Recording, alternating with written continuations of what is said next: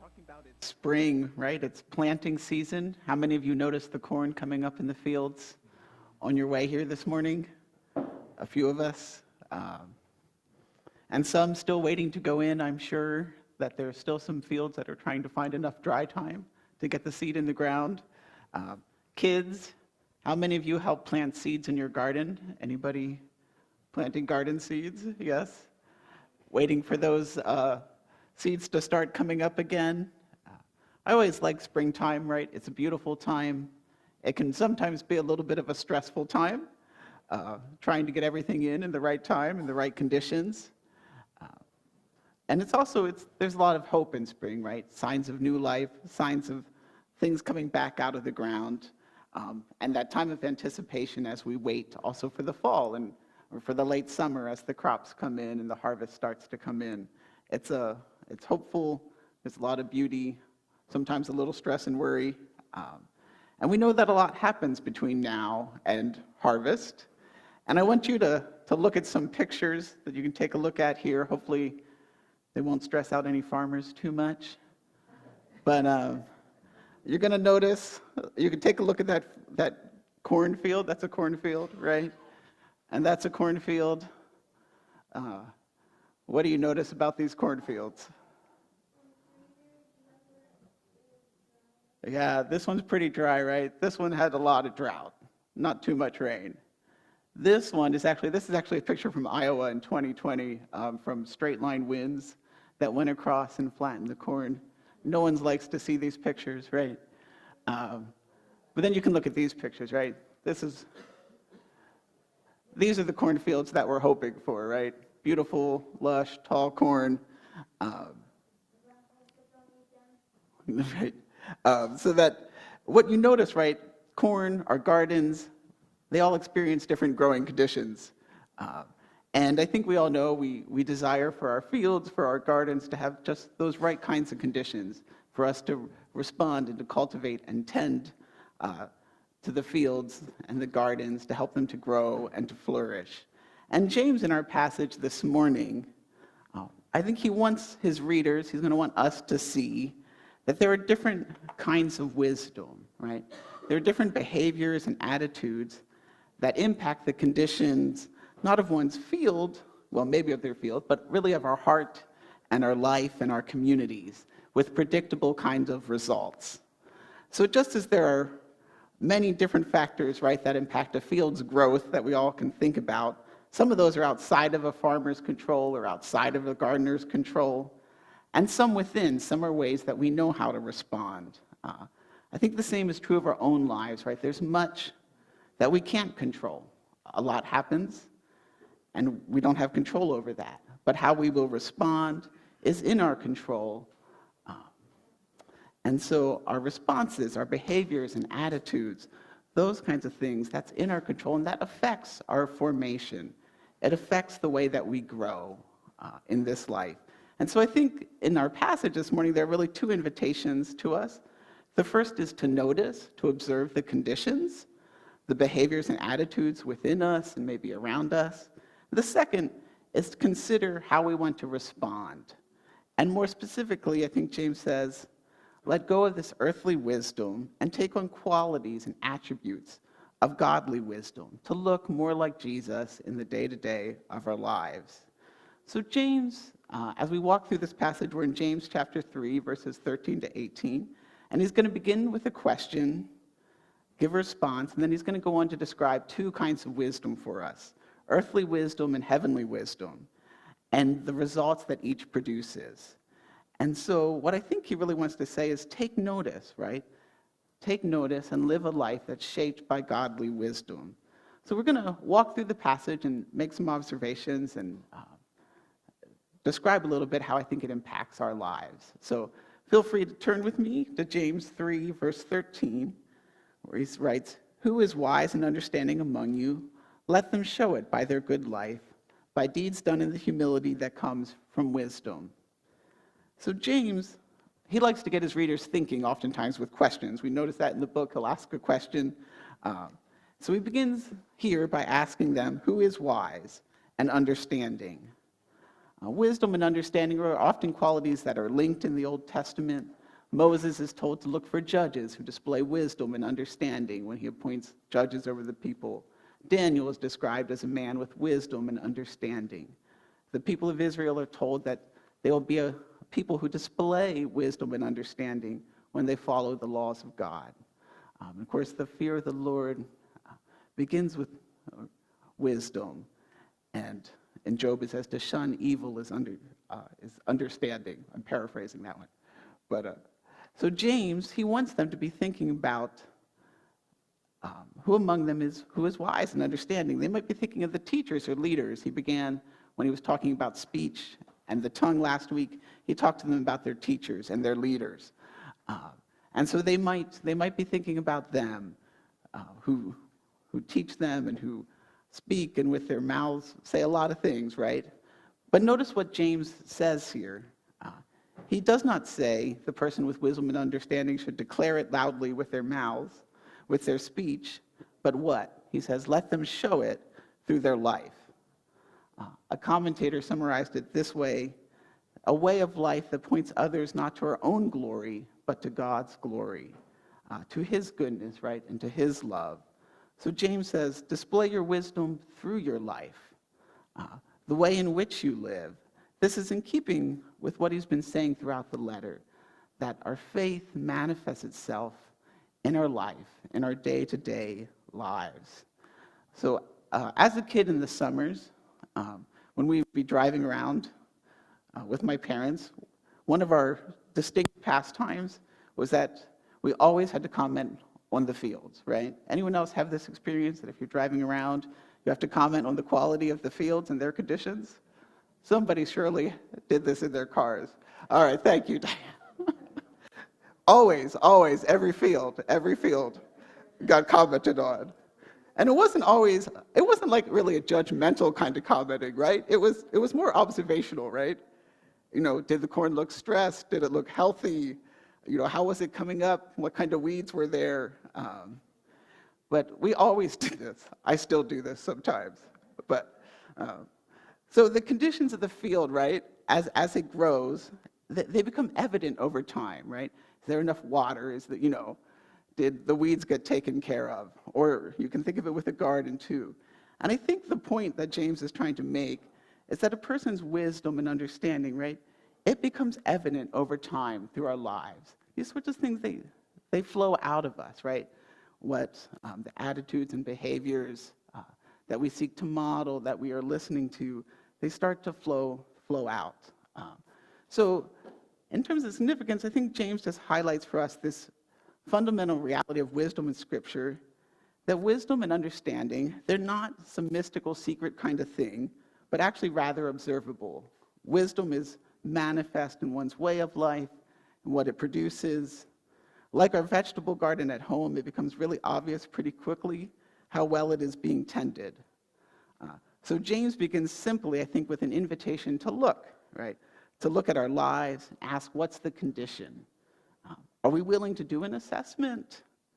The current assessment of the Bollinger vegetable garden, I have to tell you, is that we're feeding a very large family of rabbits. And maybe a groundhog. It's really not a pretty picture. It's been very depressing. All our peas have been mowed off. Our lettuce, you name it, they're eating it right now. So the question is, how are we going to respond? We're still figuring that out. But the question, right, that James brings us to with its observation leads James then into a description of two kinds of wisdom, right? If wisdom is observable, he says, let's look at it, and let's look at its source, and let's look at the results of it. So let's begin with the first type that James talks about. Here in verses 14 to 16, James will describe what he labels as earthly, quote-unquote, wisdom. He says, but if you harbor bitter envy and selfish ambition in your hearts, do not boast about it or deny the truth. But such wisdom does not come down from heaven, but is earthly, unspiritual, demonic. For where you have envy and selfish ambition, there you find disorder and every evil practice. So James begins by inviting us to look at two characteristics. He talks about bitter envy and selfish ambition. Just real quick, bitter envy. So the word for envy in Greek is zelos. It can also be translated jealousy or zeal. It depicts like that very strong emotion, which can be positive or negative. Here, it describes the desire, right, or longing to possess what belongs to another person. So you might desire to possess their gifts, you might want to possess their possessions, or their positions, or their achievements, right? It's that strong desire to possess what's not yours. Selfish ambition, we can define as a really a strong drive for personal success that without any kind of moral inhibitions, without concern for others, a sort of success, win at all costs kind of attitude. And so he's going to address these two, right? This strong desire to possess what isn't yours, or a ambition that doesn't consider others at all, win at all costs kind of ambition. And he says, right, before we go there, what we notice that both of these, envy and selfish ambition, are found in other lists in the New Testament describing attitudes and behaviors that should not be found among the followers of Jesus. Paul will talk about this envy in Corinthians, both 1st and 2nd Corinthians, and in Galatians, and in Romans. And Paul will also talk about the same term, selfish ambition, in Romans as well, and in that same list in 2nd Corinthians and Galatians. And he'll bring it up in Philippians when he talks about those who preach out of selfish ambition, and then also contrasting that with the unity that believers should have. So these are qualities that get addressed in several different places.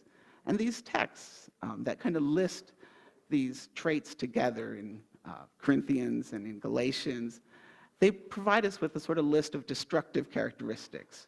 What these lists say is that there are attitudes and behaviors, right, that eat away at us in our communities, right? There are conditions that destroy a field or a garden, that are going to hamper its growth, and they're going to hamper its flourishing.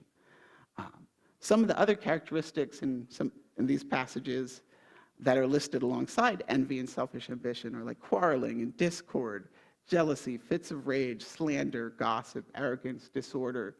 So you see that Paul and here James, they highlight these ways of being, these attitudes that tear apart the community, that lead to this disorder and chaos. And James isn't going to pull any punches when he says, look at the source of these characteristics. He's going to describe it in three terms. He says they're earthly, meaning it's not of heaven, it's unspiritual, and it's demonic. So he's getting at the root of these sort of divisive ways of being. And with envy and selfish ambition, what strikes me is how fundamental they are in the biblical story of the breaking of the goodness and shalom of God's world, right? Satan's own pride and accompanying desire, right, his envy of God and his ambition to seek honor and glory for himself and not God, right, gives birth to the sin and rebellion against God, that breaking of harmony, at least between God and his angelic creation. And we see then that the serpent, Satan, in the garden is also going to cultivate, he's going to seek to get Eve and then Adam to desire the things that was withheld from them. So he plants seeds of doubt in their minds about what God has said, and he entices them so that they can in fact be like God. He gives them this enticement to possess what is not theirs. These are Satan's tools, right? It's what James is highlighting to us. Bitter envy, selfish ambition, that winning no matter what. These are the tools that Satan uses. And the results are disorder, James says, and every kind of evil. We see this as the biblical story progresses, right? Cain becomes jealous of the favor that Abel receives for the offering that Abel made. So what does he do? Does he go to ask God to figure out how to make things right? No, right? He murders his brother. The jealousy leads to murder. And you can see the downward spiral that Genesis lays out as these, as both the jealousy and the ambition and take over. So I think of it like this. If someone came through and said the way to a healthy cornfield was for a drought to happen or to never do anything about the weeds, or you were really hoping a hurricane would come through because that would really help the corn, you would immediately know that they were not very wise, right? All of us would know this person may never have farmed before, and they don't know a lot about it. Likewise, if someone said the way to a good garden was just to spray Roundup on all your plants, you'd think, not smart. A brief side story, I think my parents had planted sweet corn, and the person who was spraying their fields didn't know where the sweet corn was, and Roundup got sprayed on the not Roundup ready sweet corn. So there was no sweet corn in that patch that year. And so you would know that this is not how you tend a garden, right? This is not how you care for a field. You would know that this person didn't have just those skills yet. They didn't have wisdom there. And you would say it isn't wisdom. And this is, in fact, I think what James wants his readers to see in regards to cultivating envy and this selfish ambition, this win at all costs. That's not wisdom, right? It's like Roundup, it's like a drought. It will destroy the soul and the community. So what do we do, right? I could say, well, never be envious or be self-seeking and try and stop it there, right? But I don't think that helps us all too much, just to say to never try to do these things. Because we all get envious at times, right? We all might seek things and want them really, really badly. So I think I'm going to suggest a couple of things. One, I think it's important to notice. I think it's important to actually be curious. And then to kind of redirect. And then in the last part of the passage, we'll talk about cultivating the wisdom that God invites us into. So first, when it comes to noticing, this is common sense in farming or gardening, right? You've got to notice what's going on in the garden to tend it properly. Got to notice the rabbits are eating it, and then hopefully figure out a way to solve that. But sometimes it's harder to do this with ourselves, right? Sometimes it's harder to notice what's going on in ourselves. Do I find myself strongly longing to possess something that belongs to someone else? Do I find myself seeking things or going for it no matter what or who gets harmed, no matter what principles or values I'm setting aside? These are questions we can ask. So a personal example, in college, I found myself kind of envious of another student. He was generally a really all-around great guy.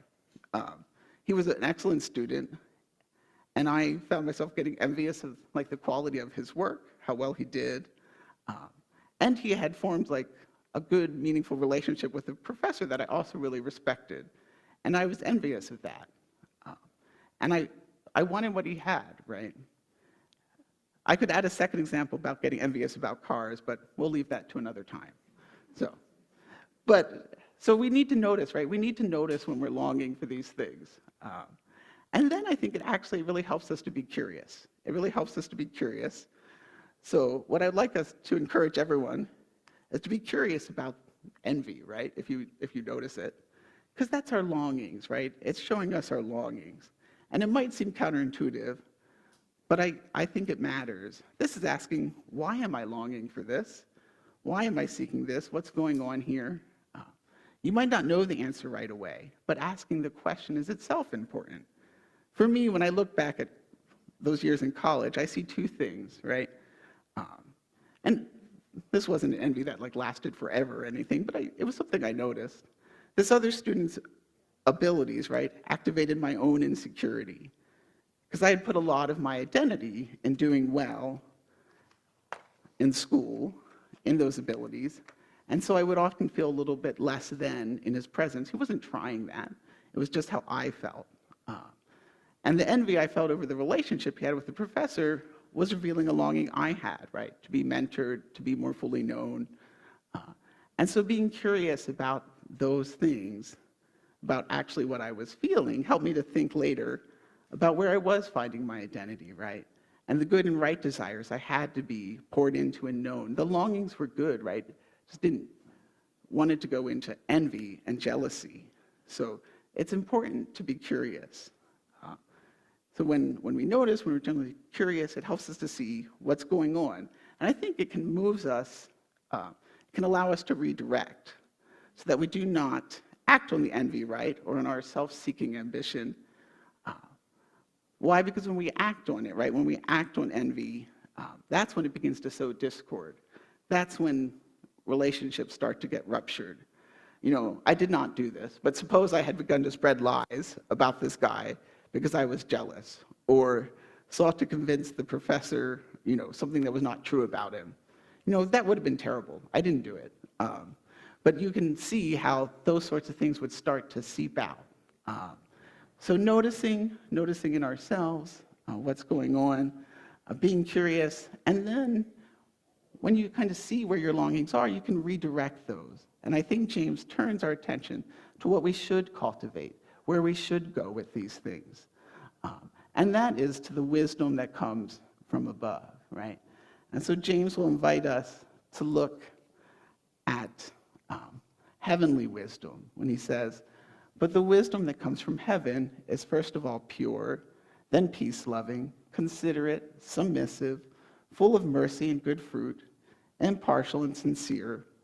Peacemakers who sow in peace reap a harvest of righteousness. Listen to these qualities just one more time, right? You can read them. Pure, peace-loving, considerate, submissive, full of mercy and good fruit, impartial and sincere. And this is the NIV. Your translations might have slightly different words in here, but similar nuances. So just as there are ways that Satan operates, right, through envy, self-seeking ambition, or thinking in terms of our image, realities that destroy a garden or a field, so to exist qualities and attributes of how God works, realities that allow the garden, allow a field to flourish. So James gives us 7 characteristics of God's wisdom, right? It is pure. Purity describes God's character. There's no imperfections in God. Heavenly wisdom is not mixed as we seek to follow it. We who are a mix, right? We are both broken and messy and beautiful and good. We're mixed. But as we seek to follow God, he continues to sanctify us, to purify us, to make us more like Christ. And it's peace-loving. Heavenly wisdom is peace-loving. James likely has in mind the Old Testament concept of shalom. James very grounded in the Old Testament. So the idea that godly wisdom loves and is marked by wholeness. And as such, its followers seek that kind of wholeness, that restoration, that reconciliation, the sense that all relationships are right. They're whole. There's true peace there.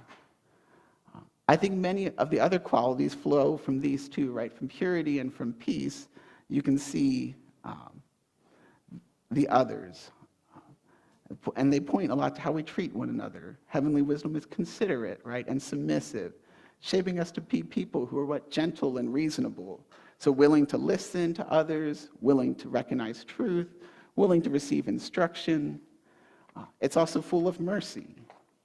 So doing good deeds, as James talked about at the start of the passage, doing acts of mercy, receiving acts of mercy. Heavenly wisdom creates people who walk in these ways. The list ends with impartial and sincere. Impartial is actually a fairly rare word that's used here, but it means non-divisive, one who does not create divisions. And sincere just refers to someone without hypocrisy, right? So we could spend a lot of time kind of thinking about and meditating on this list. It's worthwhile to do. What I see, though, as you look at it as a whole, is simply the goodness of what is described here, the goodness of God's wisdom, and the goodness of one shaped by it. Like a field or a garden that has good soil and seed and gentle rains and warm sun, right? And it's weeded and it's pruned and it's tended to. You see its beauty. It is good to behold as you look at it. So how many of you have felt the goodness of a sincere response, right? Or the goodness of a kind act? Or shown someone mercy and felt the goodness of doing that? How many of you know the goodness of a relationship that has been restored? Or experiencing a new sense of peace or shalom? This is what God offers us, what Jesus offers us in his family and invites us into. Sometimes I can read these lists and think, I've got a lot of work cut out for me. But what I think James wants to do is to capture us with the beauty of godly wisdom, with the beauty of Jesus Christ, right, who is an embodiment of this wisdom, and to invite us into cultivating such a life. And the final words of this whole section, if you look at the last words, give us this image: peacemakers who sow in peace reap a harvest of righteousness. Or I would, in my paraphrase, if you think of the peace as shalom makers, right? Those who restore wholeness in this broken world, who do that work in and through wholeness, they reap a harvest of right relationships, of goodness restored.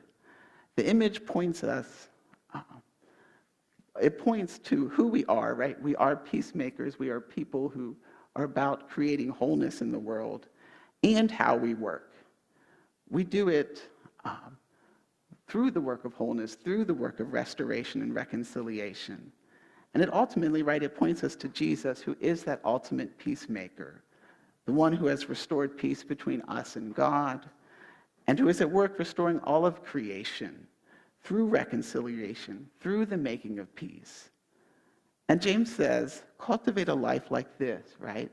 Live according to his wisdom, not according to Satan's wisdom, right? He's the destroyer, the one who's sowing envy and ambition, selfish ambition, discord and division. So how do we do this, right? I think the good news, I think, noticing and curiosity and all those sorts of things. The good news is we don't do it in our own strength. We have the Spirit of God that guides us, strengthens us, is at work in our lives, forming us and shaping us. We're celebrating Pentecost, right? The giving of the Spirit, the outpouring of the Spirit on the followers of Jesus, on us. And you may have thought, as you read this list, that it looks a lot like the list of the fruit of the Spirit in Galatians, and you would be right, it does. The Spirit of God is at work in all who are part of the family of God. This does not mean that we just kind of wait and do nothing, right? But I think it does mean that we are always at work with the Spirit. The Spirit is the one who is shaping us and forming us. And so we seek and we ask the Spirit to reveal those places where it might be harboring envy, to reveal those places where he wants to gently kind of tend and prune and shape.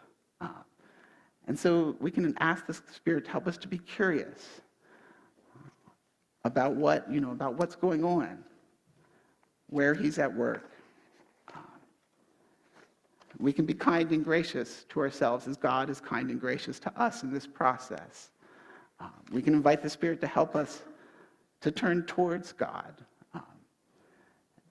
to ask him to help us live according to this kind of wisdom. Maybe as you read this list, there was just a word that stood out to you, one of the qualities or attributes. You could just focus on that this week. As you seek to be curious and to notice, just focus on one of the words. Is there one that strikes your attention? Take it, pray over it. Know that the Spirit is working in your heart and in your mind as you do that. Because we are people who are restored through Jesus.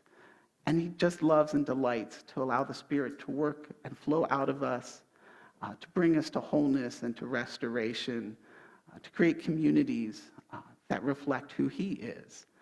And so we have, this morning we are going to celebrate communion together as well. I think it's a beautiful symbol of the peace, that Christ is the ultimate peacemaker, and he has brought us peace, and he invites us through his Spirit to be those people who are bringing about peace, shalom, and restoration. So just on the practical end, we can come to the center, come up, and we'll have the juice. You can take the cup, and then also the bread will be here. You can pick up the bread from the table, and we'll have the juice, and there's a place for the cups there, and then you can return to your seats. There will be music that will play, but let me pray, and then we'll read the words of Paul regarding the taking of communion. Father God, I thank you that you are the one who has brought peace and restoration through your Son.